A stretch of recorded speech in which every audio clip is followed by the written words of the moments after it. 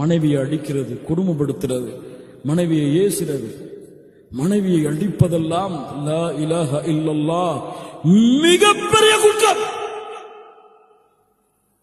சர்வ சாதாரணமாக கணவன் மனைவியை அடிமையாக நினைத்து அடிப்பதை முஹம்மது ரசூலுல்லாஹ் ஸல்லல்லாஹு அலைஹி வஸல்லம் அனுமதிக்கவே மாட்டார்கள். அல்லாஹ்வுடைய தூதர் ஸல்லல்லாஹு அலைஹி வஸல்லம் ஒரு முறை குத்துபா செய்தார்கள். நான் கேள்விப்படுகிறேன், உங்கள் மனைவிமார்களை நீங்கள் அடிப்பதாக நிறுத்திக் கொள்ளுங்கள், அவர்கள் விஷயத்தில் அல்லாஹுவை அஞ்சிக் கொள்ளுங்கள். உடனே எல்லா ஆண்களும் அடிக்கிறதை நிறுத்தி கொண்டாங்க. இது பெண்களுக்கு பிளஸ் பாயிண்ட் ஆயிடுச்சு.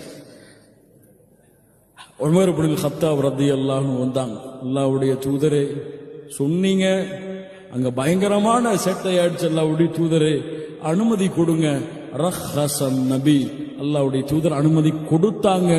மறுநாள் காலையில 50 பெண்கள் ரசூலுல்லாஹ்வுடைய வீட்டு வாசல்ல ஆரம்பிச்சுட்டாங்க அடிக்கிறதுக்கு. அல்லாஹ்வுடைய தூதர் ஸல்லல்லாஹு அலைஹி வஸல்லம் சொன்னார்கள், பெண்களை அடிப்பதை தடை செய்கிறேன், அந்த விஷயத்தில் அல்லாஹ்வை அஞ்சிக் கொள்ளுங்கள். சுப்ஹானல்லாஹ், என்ன அறிவுரை பாருங்க.